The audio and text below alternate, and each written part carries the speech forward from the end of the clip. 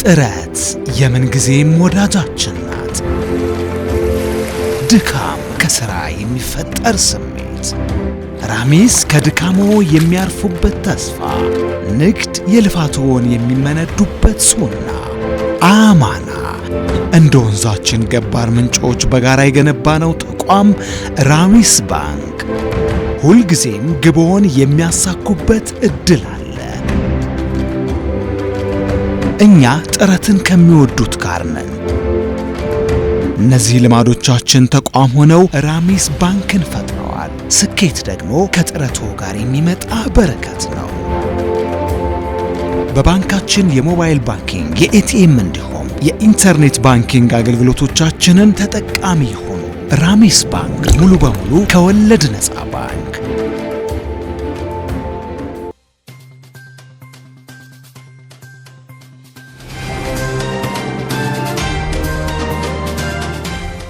አርእስተ ዜና። ሩፈይዳ የመጀመሪያው ዙር ሽልማት ሊሰጥ ነው። የቢላል ካፕ የእግር ኳስ ጨዋታ ተጀመረ። ከ8000 በላይ የብልጽግና ፓርቲ አመራሮች ላይ የዲሲፕሊን እርምጃ ተወስዷል። ማሌዥያ በጋዛ የሰላም አስከባሪ ሰራዊት ለማሰማራት ዝግጁ መሆኗን አስታወቀች። የአሜሪካ መንግስት ከህዳር ወር ጀምሮ ለ40 ሚሊዮን የአሜሪካውያን የሚያደርገውን የምግብ ድጋፍ እንደሚያቋርጥ አስታወቀ። አሰላሙ አለይኩም ወራህመቱላሂ ወበረካቱ። ድና የተከበራችሁ የነጃሺ ቲቪ ተመልካቾች ነጃሺ መረጃችን ተጀምሯል። ከመረጃዎቹ ጋር ሀያት ከማል ነኝ። አብራችሁን ቆዩ።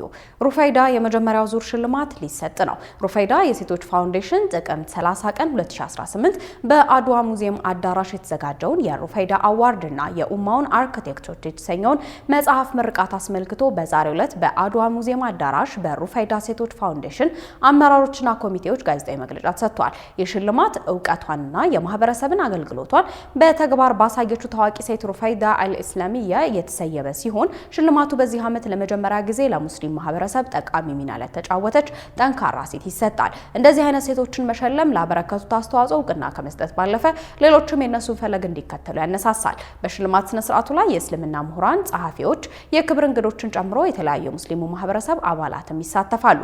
በተመሳሳይ ቀን የኡማው አርኪቴክቶች የተሰኘው መጽሐፍም ይመረቃል። ይህ መጽሐፍ በተለያዩ ሰዎች የተጻፈ ሲሆን ምርቃቱ ጥቅምት 30 2018 በአዲስ አበባ አድዋ ሙዚየም ይካሄዳል። መጽሐፉ ሙስሊም ሴቶች በታሪክ ውስጥ ያላቸው ሚና እስከ አሁኑ ዘመን ድረስ ያትታል። ታዋቂና የተዘነጉ ሴቶች ታሪኮችን በማጣመር ጠንካራ ምሳሌና የመነሳሳት ምንጭ መሆናቸውንም ይገልጻል።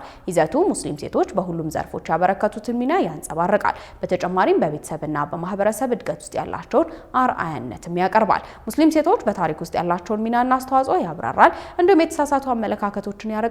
ሴቶች የማህበረሰብ መሪዎችና የለውጥ ትሩፋቶች እንዲሆኑ ያበረታታል ተብሎ ታልሞ የተዘጋጀ ፕሮግራም ነው።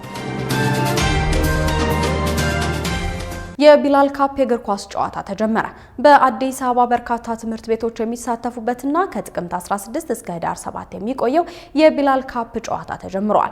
የቢላሉል ሀበሽ የልማትና መረዳጃ ድርጅት 25ኛ ዓመት ምስረታን ተከትሎ የቢላሉል ሀበሽ ወጣት ጀማ ያዘጋጀው የቢላል ካፕ የእግር ኳስ ጨዋታ በዛሬው ዕለት ተጀምሯል። በአባድር ትምህርት ቤት ቅጥር ግቢ ውስጥ በሚካሄደው የቢላል ካፕ የዋንጫ ጨዋታ የቢኮሎስ ትምህርት ቤት ቡድን ቢ ከስፕሪንግ ትምህርት ቤት ቡድን ኤ እንዲሁም የአባድር ትምህርት ቤት ቡድን ቢ ከሱመያ ትምህርት ቤት ቡድን ቢ ጋር የጥሎ ማለፍ ጨዋታ አድርገዋል። በትናንትናው ዕለት በተካሄደው በመጀመሪያው የጥሎ ማለፍ ጨዋታ የፒኮሎስ ትምህርት ቤት ቡድን ቢ የስፕሪንግ ትምህርት ቤት ቡድን ኤን 8-5 በሆነ ውጤት አሸንፏል። በሁለተኛው ጨዋታ የሱመያ ቢ ቡድን የአባድር ቢ ቡድንን 5-3 በሆነ ውጤት አሸንፏል። ለቢላል ካፕ ዋንጫ ጨዋታ በአዲስ አበባ የሚገኙ የተለያዩ ትምህርት ቤቶች የሚያደርጉት የጥሎ ማለፍ ጨዋታ ከፍተኛ ፉክክር የሚታይበት ሲሆን ጨዋታውም እስከ ህዳር 7 የሚቀጥል መሆኑን የቢላሉል ሀበሽ ወጣት ጀማዎች ለነጃሺ ቲቪ ገልጸዋል።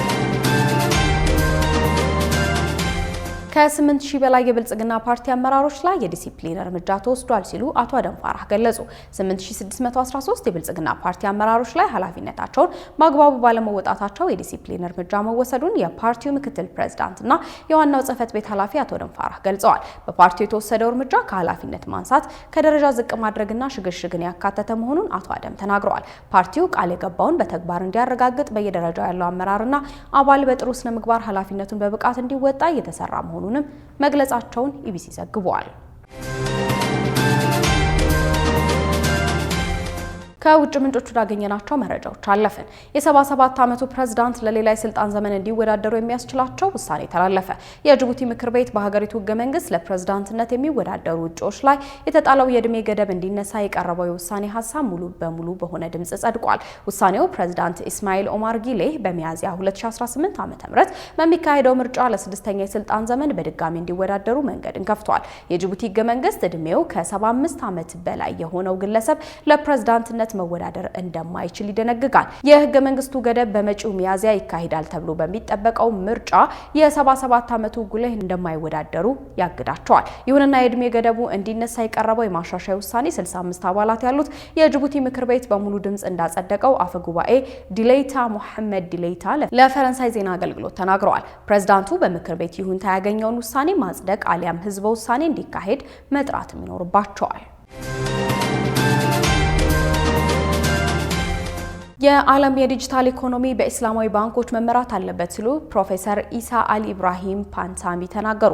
ፕሮፌሰር ኢሳ አሊ ኢብራሂም ፓንታሚ ዓለም አቀፍ ዲጂታል ኢኮኖሚውን እስላማዊ ባንኮች እንዲመሩትም አሳስበዋል። ፕሮፌሰር ፓንታሚ የመጪው ዘመን ዲጂታል ኢኮኖሚ በእስላማዊ ባንኮች እንዲመራ በጥናት ላይ የተመሰረተ ትንበያን ሰጥተዋል። እስላማዊ ባንኮች በኮንቬንሽናል ባንክ በላይ ገበያውን እያንቀሳቀሱት ይገኛሉ ብለዋል። ፕሮፌሰሩ በስነ ምግባር መርሆች የበለጸጉት እስላማዊ የፋይናንስ ተቋማት በዓለም አቀፉ የዲጂታል ኢኮኖሚ እድገት ውስጥ በተለይ በፍጥነት እያደገ ካለው የምጣኔ ሀብት ፍላጎት ጋር ፍጹም የተጣጣሙ ናቸው ብለዋል። በዩናይትድ ኪንግደም ማንቸስተር ከተማ በተደረገው የናይጄሪያ ሙስሊሞች ፎረም NMFUK ላይ ንግግር ያደረጉት ፕሮፌሰር ፓንታሚ የኢስላማዊ የባንክ ሞዴል ለፍትሃዊነት፣ የሀብት ክፍፍል፣ ግልጽነትና ተጠያቂነትን ላማከለ የገበያ ስርዓት እንዲሁም ድህነትን ትርጉም ባለው ደረጃ ለመቀነስ ተስማሚ እሴቶች አሏቸው ብለዋል። ፕሮፌሰሩ ኢስላማዊ ባንኮች ለሙስሊሞች ብቻ ሳይሆን ለመላው የሰው ልጅ አስፈላጊ ናቸው ብለዋል። የኢስላማዊ ባንኮች መርሆች ከግል ጥቅም ወይም ብዝበዛ በስነ ምግባራዊ አሰራርና ፍትሃዊነት ላይ የተመሰረቱ ናቸው ብለዋል። ፕሮፌሰር ፓንታን መጪው ዓለም በፍትሃዊነትና በተጠያቂነት የተመሰረተ የሰብአዊ ክብርን የሚጠብቅና ዘላቂ ልማትን የሚያጎለብት የምጣኔ ሀብት ስርዓት ያስፈልገዋል ብለዋል። ማሌዥያ በጋዛ የሰላም አስከባሪ ሰራዊት ለማሰማራት ዝግጁ መሆኗን አስታወቀች። ማሌዥያ በጋዛ የሰላም አስከባሪ ኃይል ለማሰማራት ዝግጁ መሆኗን ጠቅላይ ሚኒስትር አንዋር ኢብራሂም አስታውቀዋል። የማሌዥያ ጠቅላይ ሚኒስትር አንዋር ኢብራሂም የተባበሩት መንግስታት ድርጅት በጋዛ በሚያሰማራው የሰላም አስከባሪ ኃይል ማሌዥያ ተሳትፋለች ብለዋል። የማሌዥያ ወታደሮች የሚሰማሩት የዓለም አቀፍ ኢስላማዊ ትብብር ድርጅት OIC አባላት በሚኖራቸው ድልድል መሰረት እንደሆነም ተገልጿል። በአሜሪካ መንግስት የቀረበውን የሰላም ስምምነት ተከትሎ ዓለም አቀፍ የሰላም አስከባሪ ኃይሎች ወደ ጋዛ ሰርጥ እንዲገቡ ጥረት እየተደረገ መሆኑ ተገለጸ። የጋዛን ሰርጥ የሰላም ስምምነት ለማስጠበቅ በግዛቱ መግባት የሚችሉት የውጭ ኃይሎች በእስራኤል መንግስት ተቀባይነት ያላቸው ብቻ መሆኑ እየተነገረ ነው። ዝርዝሩን ሙስጠፋ መሐመድ ያቀርበዋል። የእስራኤል ጠቅላይ ሚኒስትር ቤንጃሚን ኔታንያሁ ውድለት ባደረጉት ንግግር በአሜሪካው ፕሬዚዳንት ዶናልድ ትራምፕ የቀረበውን የሰላም እቅድ ተግባራዊ እንዲሆን ከተፈለገ በግዛቲቱ የሚሰማራውን ዓለም አቀፍ የውጭ ኃይል እስራኤል እንደምትወስን አስታውቀዋል። ኔታንያሁ ለካቢኔያቸው እንደተናገሩት ለደህንነታችን ስጋት የሚሆኑትን ሀገሮች እንቆጣጠራለን፣ በእኛ ዘንድ ተቀባይነት የሌላቸውን ኃይሎች ወደ ግዛቱ እንዲገቡ አንፈቅድም ብለዋል። የትራምፕ አስተዳደር በጋዛ ዘላቂ ሰላም እንዲረጋገጥ መፈለጉን ቢያሳውቅም አሜሪካ ወታደሮቿን ወደ ግዛቱ መላክ እንደማትፈልግም ተናግራለች። ነገር ግን አሜሪካ በግዛቱ ሊቋቋም የታሰበውን የባለብዙ ሀገር ሰላም አስከባሪ ኃይል ለመደገፍ ከተለያዩ ሀገራት ጋር ንግግር መጀመሯን ሮይተርስ የዜና ወኪል ዘግቧል። የሰላም አስከባሪ ወታደሮችን እንዲልኩ ጥያቄ ከቀረበላቸው ሀገሮች መካከል ኢንዶኔዥያ፣ የተባበሩት አረብ ኤሚሬትስ፣ ግብፅ፣ ኳታር፣ ቱርክና አዘርባይጃን ይገኙበታል። ይህ በእንዲህ እንዳለ በእስራኤል መንግስት ተቀባይነት የሌላቸው ሀገሮች በግዛቱ ተሳትፎ ማድረግ እንደማይችሉ ኔታንያሁ አጽንኦት ሰጠው ተናግረዋል። ባለፈው ሳምንት የቱርክ ሰላም አስከባሪ ኃይሎች በጋዛ ሰርጥ ምንም አይነት ሚና እንዲኖራቸው እንደማይፈልጉ ኔታንያሁ አስታውቀው ነበር። እስራኤል በጋዛ ጦርነት ወቅት እያደረሰች ያለውን የዘር ጭፍጨፋ አጥብቀው ሲያወግዙና ሲተቹ የነበሩት ኤርዶዋን በእስራኤል መንግስት በአይነ ቁራኛ እንዲታዩ አድርጓቸዋል። የቱርክና የእስራኤል ግንኙነት በታሪክ በተለያዩ ጊዜ መረጋጋትና ውጥረት የሚፈራረቅበት ቢሆንም የቅርቡ የጋዛ ጦርነት ግንኙነታቸውን ይበልጥ እንዲሻከር አድርጎታል። በተለይ የቱርኩ ፕሬዝዳንት ጣይብ ኤርዶጋን በእስራኤል ጠቅላይ ሚኒስትር ቤንጃሚን ኔታንያሁ የሚመራው መንግስት በፍልስጤማውያን ንጹሐን ላይ እየፈጸመ ያለውን የአየርና የምድር ዘመቻ እስራኤልን በዘር ማጥፋትና በጦር ወንጀሎች ተጠያቂ የሚያደርግ ነው በማለት ለበርካታ ጊዜ መኮንናቸው በሁለቱ ሀገራት መካከል የነበረውን አንድ ጊዜ ረገብ ሌላ ጊዜ ውጥረት የሚታይበትን ግንኙነት ወደ ባሰ ባላንጣነት እንዲካረር አድርጎታል ተብሏል። የቱርኩ ፕሬዝዳንት ሐማስን እንደ ጀግናና ነፃ አውጪ ንቅናቄ ቡድን ማየታቸው ለእስራኤል መንግስት የእግር እሳት እንደሆነባት በተለያየ ጊዜ መግለጿ ይታወሳል።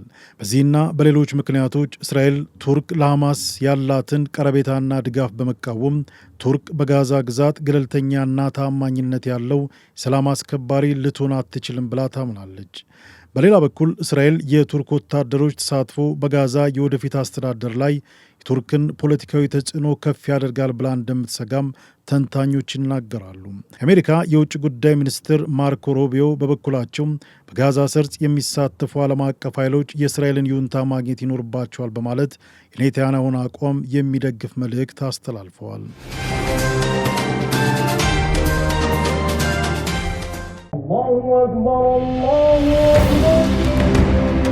ጥረት የምንጊዜም ወዳጃችን ናት።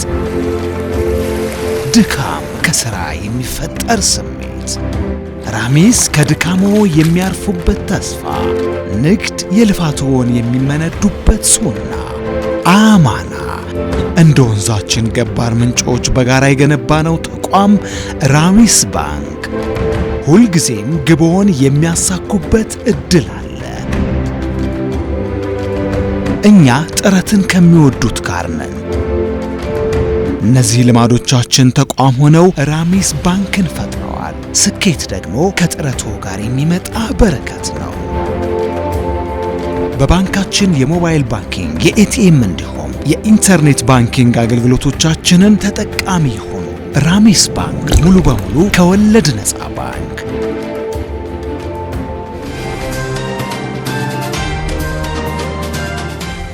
ሳምንታት በቀሩት የኒውዮርክ ከተማ ከንቲባ ምርጫ ዞህራን ማምዳኒ የደጋፊዎቹን ቁጥር በእጥፍ ማሳደጉ ተገለጸ። ዞህራን ማምዳኒ ከተመረጠ የመጀመሪያው የኒውዮርክ ሙስሊም ከንቲባ ይሆናል። 2 ሳምንት በቀሩት የኒውዮርክ ከተማ ከንቲባ ምርጫ ዞህራን ማምዳኒ ባለ 2 አሃዝ መሪነቱን ይዟል። ይህንንም ተከትሎ ጠንካራ ተፎካካሪ የነበረው ኤሪክ አደምስ ከምርጫው መውጣቱን አስታውቋል። በርካታ ጥናቶችን ዋቢ አድርጎ ኒውዮርክ ታይምስ እንደዘገበው ዞህራን ማምዳኒ 46 በመቶ ሲመራ ዋና ተቀናቃኙ ኮሞ 30 በመቶ እና ኤሪክ 23 በመቶ ድጋፍ አግኝተዋል። በሩሲያና በአሜሪካ መካከል መተላለፊያ ዋሻ የመስራት ሀሳብ ውይይት እየተደረገበት እንደሆነ የሩሲያው ፕሬዝዳንታዊ መልእክተኛ ተናገሩ። ኪሪል ዲሚትሪቭ እንዳስታወቁት ሩሲያንና አላስካን የሚያገናኝ መሿለኪያ ዋሻ ተነል የመስራት ሀሳብ አሁን ውይይት ተደርጎበታል። ይህንን የጠቀሱት ደግሞ ከአሜሪካ የሪፐብሊካን ኮንግረስ አባሏ አና ፖሊና ሉና ጋር በተነጋገሯቸው ጉዳዮች ላይ ይፋ ያልሆኑ የጆን ኤፍ ኬኔዲ ሰነዶች ላይ የተጠቀሰውን የኬኔዲ ክሩስቼቭ የሰላም ድልድይ ነው። ሉና የጆን ኤፍ ኬኔዲ ግድያን በሚመለከቱ ሰነዶች ውስጥ አስደሳች ነገር እንዳገኙ ተናግረዋል።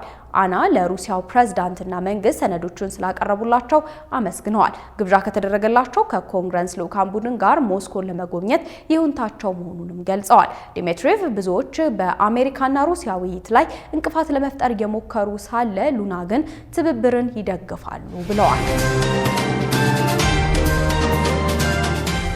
የአሜሪካ መንግስት ከህዳር ወር ጀምሮ ለ40 ሚሊዮን የአሜሪካውያን የሚያደርገውን የምግብ ድጋፍ እንደሚያቋርጥ አስታውቋል። ከ40 ሚሊዮን በላይ አሜሪካውያን የሚጠቀሙበት የምግብ እርዳታ ከህዳር ወር ጀምሮ እንደማይከፋፈል የተሰማ ሲሆን ለዚህም ምክንያቱ የአሜሪካ መንግስት አገልግሎት በመዘጋቱ የተነሳ መሆኑን የዩናይትድ ስቴትስ የግብርና ዲፓርትመንት አስታውቋል። ይህም ተጠያቂው ክፍል ለእርዳታው መቋረጥ በሴኔት ውስጥ ያሉ ዲሞክራቶችንም ለተፈጠረው አለመግባባት ተጠያቂ አድርጓል። ተጨማሪ የተመጣጠነ ምግብ ድጋፍ ፕሮግራም ወይም ስናፕ ከ8 አሜሪካውያን አንዱ ይጠቀማል።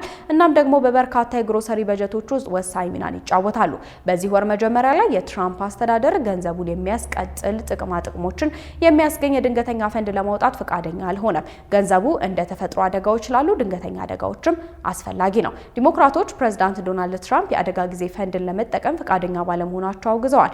የኮንግረሱ አባል የሆነችው ሮዛ ዴላውሮ እና አንጂ ክሬግ አርብ ዕለት በጋራ በሰጡት መግለጫ ይህ ምናልባት የትራምፕ አስተዳደር እስካሁን የፈጸመው እጅግ ጨካኝና ህገወጥ ጥፋት ነው ብለዋል። ከሀገር ውስጥ እንዲሁም ከውጭ ምንጮች ያጠናቀርናቸው መረጃዎችን እየተከታተላችሁ ትገኛላችሁ። አሁን ደግሞ ዕለታዊ የተመራረጡ የቢዝነስ መረጃዎችን እናደርሳችኋለን። ዙበይዳ ሀሰን እንደሚከተለው አዘጋጅተዋለች። አምራች ኢንዱስትሪዎች መንግስት የዘረጋውን ዘመናዊ የግዢ ስርዓት ተጠቅመው የራሳቸውንና የሀገራቸውን ተጠቃሚነት እንዲያሳድጉ ጥሪ መቅረቡ ተሰምቷል። ይህ የተገለጸው የኢፌዴሪ ኢንዱስትሪ ሚኒስቴር ከየመንግስትና ግዢ ንብረት ባለስልጣናት ጋር በመተባበር ባለስልጣን መስሪያ ቤቱ በዘረጋው ዘመናዊ የግዢ ስርዓትና ለአምራች ዘርፉ የፈጠረውን ምቹ ሁኔታ በተመለከተ በተካሄደው መድረክ ላይ ነው ተብሏል። በሀገር በቀል ኢኮኖሚ ማሻሻያ አስቻይ ሁኔታ ከተፈጠረላቸው ዘርፎች አንዱ አምራች ኢንዱስትሪ መሆኑን የገለጹት የኢንዱስትሪ ሚኒስተር አቶ መላኩ አለበል የዘርፉ ምርትና ምርታማነትን ለማሳደግ የህግና አሰራር ማሻሻያዎችን ከማድረግ ጎን ለጎን የገበያ ትስስርን ለማሳደግ መንግስት ተጨባጭ ስራዎችን እየሰራ ይገኛል ብለዋል። በዚህም አሁን ያለው የመንግስት ግዢ መመሪያ የሀገር ውስጥ አምራችነትን የሚያበረታታና የገቢ ምርትን ለመተካት የሚደረገውን ጥረት የሚደግፍ መሆኑንም አንስተዋል። መንግስት የአምራች ኢንዱስትሪዎችን ለመደገፍ የሀገር ውስጥ ግዥን በስፋት እየተጠቀመ ቢሆንም የግዢ መመሪያዎችና አሰራሩን በአግባቡ አለመጠቀም ክፍተቱን በአምራች ኢንዱስትሪዎች እንደሚስተዋልም አቶ መላኩ አለበል ገልጸዋል። በመሆኑም አምራች ኢንዱስትሪዎች የተዘረጋውን ዘመናዊ የግዢ ስርዓት ተጠቅመው የገበያ እድሎቻቸውን አሟጠው በመጠቀም የራሳቸውንና የሀገራቸውን ተጠቃሚነት እንዲያሳድጉ ጥሪያቸውን አቅርበዋል። የመንግስት ግዢና ንብረት ባለስልጣን ዋና ዳይሬክተር መሰረት መስቀሉ በበኩላቸው መንግስት የአምራች ኢንዱስትሪውን ምርትና ምርታማነት ለማሳደግ የገበያ ትስስራቸውን ለማሳደግ አመቺ የግዢ መመሪያ ማውጣቱን ተናግረዋል። በተለይም የኤሌክትሮኒክ ግዢ ስርዓቱን ቀልጣፋና ፈጣን መሆኑን ጠቁመው የመንግስት ተቋማት ጥራት ያላቸው ምርቶችን ከሀገር ውስጥ አቅራቢዎች እንዲያገኙ እያደረጉ ይገኛልን ብለዋል። የዓለም የገንዘብ ድርጅት ወይም IMF ከፍተኛ ዕዳ ያለባቸው 10 የአፍሪካ ሀገራትን ዝርዝር ይፋ ባደረጉበት ወቅት ኢትዮጵያ በ1.59 ቢሊዮን ዶላር ዕዳ 7ኛ ደረጃ ላይ አስቀምጧታል ተብሏል። ዝርዝሩ በ6.89 ቢሊዮን ዶላር የሚጠጋ ዕዳ በአንደኛ ደረጃ የምትገኘው ግብጽ የሚመራ ሲሆን ኮትዲቫርና ኬንያ እያንዳንዳቸው በ3 ቢሊዮን ዶላር ገደማ ዕዳ በመያዝ በሁለተኛና ሶስተኛ ደረጃ ላይ ተቀምጠዋልም ተብሏል። ከነዚህ ሀገራት በተጨማሪ አንጎላ፣ ጋና፣ ዲሞክራቲክ ሪፐብሊክ ኦፍ ኮንጎ፣ ታንዛኒያ፣ ካሜሩንና ዛምቢያ በቀሪዎቹ ከፍተኛ የዕዳ ተቀባይ ሀገራት ዝርዝር ውስጥ ይገኛሉ። የIMF ብድር በአጠቃላይ ለፋይናንስ መዳረሻነት የሚወሰድ ቢሆንም እነዚህ ሀገራት ባለው ከፍተኛ ዕዳ ምክንያት የረጅም ጊዜ እድገታቸው ላይ ጥያቄ የሚጭር ሲሆን በተመሳሳይ መልኩ ኢኮኖሚያዊ ችግራቸውንም እየተባባሰ መሆኑም ተነግሯል። በአንዳንድ የአፍሪካ ሀገራት የIMF ፕሮግራም መንግስት ድጎማዎችን እንዲቀንሱ፣ ግብሮችን እንዲጨምሩና የመንግስት ሴክተር በጀትም እንዲንቀሳቀስም አሳስበዋል። የዋጋ ግሽበት እየጨመረና የሀገር ውስጥ ገንዘቦች ዋጋ እየወደቀ ሲመጣ የIMF ዕዳዎችን መክፈል ከጊዜ ወደ ጊዜ አስቸጋሪ የሆነ እንደሚገኝም ተዘግቧል። በዚህም ምክንያት ብዙ የአፍሪካ ሀገራት በጤና በትምህርትና በመሰረተ ልማት ላይ መዋለ ነዋይ ከማፍሰስ ይልቅ ለዕዳ ክፍያ ከፍተኛ የሆነ ብሔራዊ ገንዘብ እንዲመድቡ እየተገደዱ መሆናቸውም ተነግሯል። አይፎን 18 ፕሮ ስልክ በፈረንጆቹ በሴፕቴምበር 2026 እንደሚለቀቅ ተሰምቷል። ይህ አዲስ የአይፎን ምርት በሳተላይት ላይ የተመሰረተ የ5G ኢንተርኔት በማንቃት የግንኙነት አብዮት ሊፈጥር ይችላል ተብሎ ይጠበቃል የተባለው ተጠቃሚዎች ሙሉ ኢንተርኔት በቀጥታ በሳተላይት ማግኘት ይችላሉም ተብሏል። ተንቀሳቃሽ ስልክም ተጨማሪ ሃርድዌር አያስፈልገውም ተብሏል። የአዲስ የአይፎን ስልክ ወደ ገበያ በመምጣትና ከሳተላይት ጋር በቀጥታ የሚገናኝ ኢንተርኔት መኖሩ ተጨማሪ የዳታ ወጪን እንደሚቀንስም ተነግሮለታል። የ2026 የመጀመሪያው ይህ የአይፎን 18 ፕሮ፣ አይፎን 18 ፕሮ ማክስ እና ለረጅም ጊዜ ሲጠበቅ የነበረው የአይፎን ሙሉ የ5G ሳተላይት ኢንተርኔት የሚደግፍ የመጀመሪያው ሞዴሎች ይለቀቃሉ ተብሎም ይጠበቃል። አይፎን 17 በቅርቡ ለተጠቃሚ በቀረበበት ወቅት በርካታ ቅሬታዎች ተነስተውበት እንደነበረ ይታወሳል። በዚህም በርካታ የድርጅቱ ሼር ቅናሽ ማሳየቱም የሚታወስ ነው። ይህም በተለይም አይፎን ይዞት ይመጣል ተብሎ ከሚጠበቁ ማሻሻያዎች አብዛኛዎቹ ያልተካተቱ በመሆናቸውም ነው ተብሏል። በዚህም አዲሱ ይለቀቃል ተብሎ የሚጠበቀው አይፎን 18 አዳዲስ ማሻሻያዎችን ይካተቱበታል ተብሎ እንደሚጠበቅም ተዘግቧል።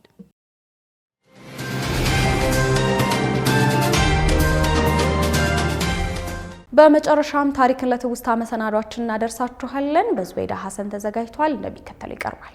በያዝነው የፈረንጆች ወር ኦክቶበር ላይ በሀገረ ካናዳ የሙስሊሞች ቀን የሚከበርበት ወር ነው። በዛሬው ታሪክን ለትውስታ መሰናዷችን በካናዳ የሙስሊሞች ቀን መከበር እንዴት እውቅና እንደተሰጠውና በምን አይነት ክንውን እንደሚያልፍ ላነሳው ድጃለሁ።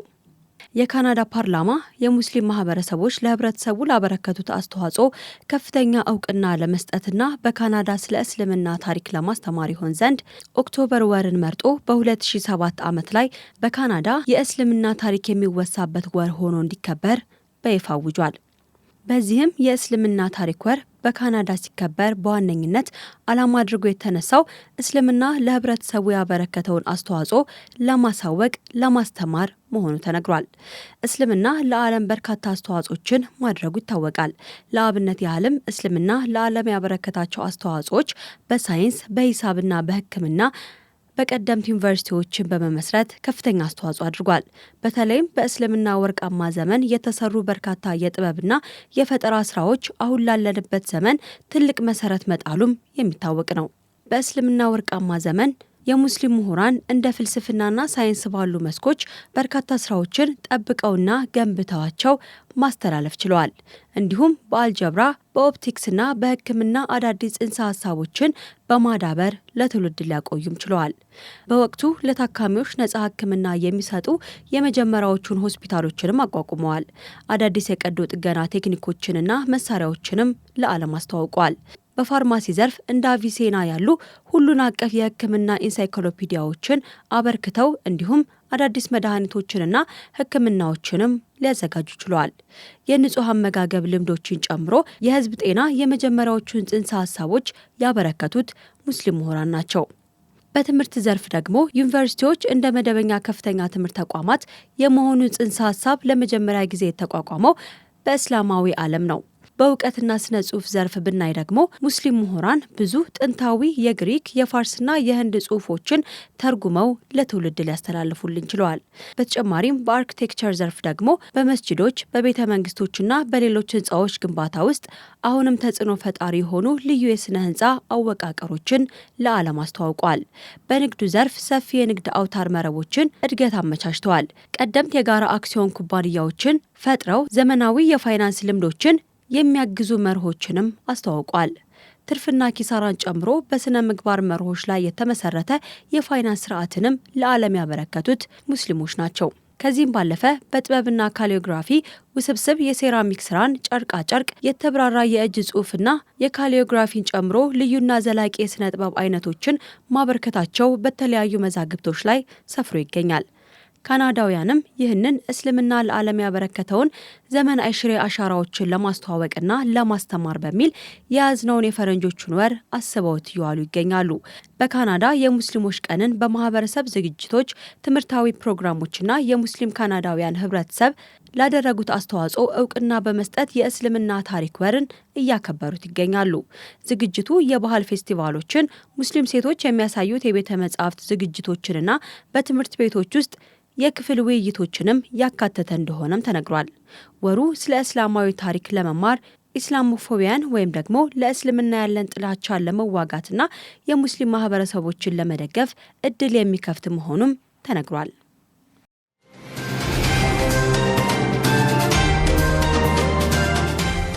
ውድና የተከበራችሁ የነጃሺ ቲቪ ተመልካቾች ነጃሺ መረጃችን ለሰዓቱ የተከታተላችሁትን ይመስል ነበር። ከመረጃዎቹ ጋር ሀያት ከማል ነበርኩ። ወሰላሙ አለይኩም ወራህመቱላሂ ወበረካቱ።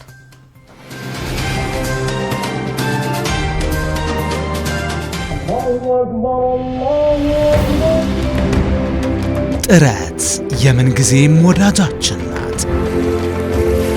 ድካም ከስራ የሚፈጠር ስሜት፣ ራሚስ ከድካሞ የሚያርፉበት ተስፋ፣ ንግድ የልፋቶን የሚመነዱበት ሱና፣ አማና እንደ ወንዛችን ገባር ምንጮች በጋራ የገነባነው ተቋም ራሚስ ባንክ ሁልጊዜም ግቦን የሚያሳኩበት እድል አለ።